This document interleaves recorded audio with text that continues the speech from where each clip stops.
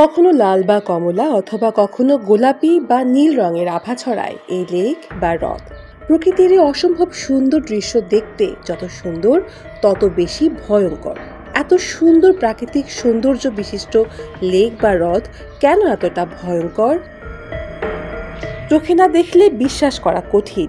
এ হ্রদের পাড়ে গেলে দেখা মিলবে সারি সারি পাথরের পশু পাখির মূর্তি। দেখে মনে হবে কোনো নিখুঁত হাতের তৈরি ভাস্কর্য, কিন্তু এগুলো কোনো ভাস্কর্য নয়, বিভিন্ন প্রাণীর মমি বা জীবন্ত জীবাশ্ম।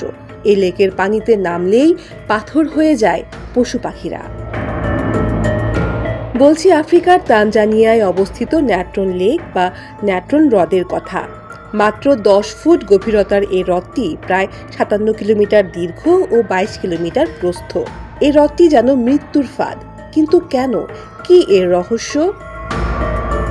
এর কারণ এ হ্রদের পানির তাপমাত্রা 7 ডিগ্রি সেলসিয়াস। এছাড়া এ হ্রদের অন্যান্য রাসায়নিক গঠনও রয়েছে। এ হ্রদের পানিতে ন্যাট্রন, সোডিয়াম কার্বনেট এবং বেকিং সোডার মিশ্রণ প্রচুর পরিমাণে থাকায় এর পানি অনেক ক্ষারীয়। এই ক্ষারীয় পানিতে উচ্চমাত্রার পিএইচ থাকায় এই পানিতে কোনো প্রাণী নামলে প্রাণীটির ত্বক পুড়ে মারা যায়। আর এরকম রাসায়নিক গঠনের কারণে এই পানি মৃতদেহগুলোকে মমি করে দেয়। অদ্ভুত এই হ্রদটি 2013 সালে আলোচনায় উঠে আসে যখন ফটোগ্রাফার নিক ব্র্যান্ডট হ্রদটির কিছু ভুতুড়ে ছবি প্রকাশ করেন।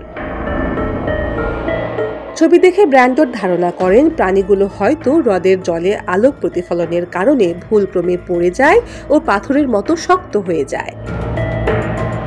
তবে অবাক করা বিষয় হলো ন্যাট্রনের এই অতি ক্ষারীয় পানিতে দিব্যি ঘুরে বেড়ায় এক বিশেষ প্রজাতির পাখি, যার নাম রেড ফ্ল্যামিঙ্গো। পর্যাপ্ত খাবার, শিকারী প্রাণী ও মানুষের উৎপাত না থাকায় ফ্লেমিঙ্গো পাখির নিরাপদ আশ্রয়স্থল এই হ্রদ। এখানে প্রতি বছর 25 লাখ ফ্লেমিঙ্গো পাখির জন্ম হয়। কিন্তু এই জলে কিভাবে বেঁচে থাকে তারা?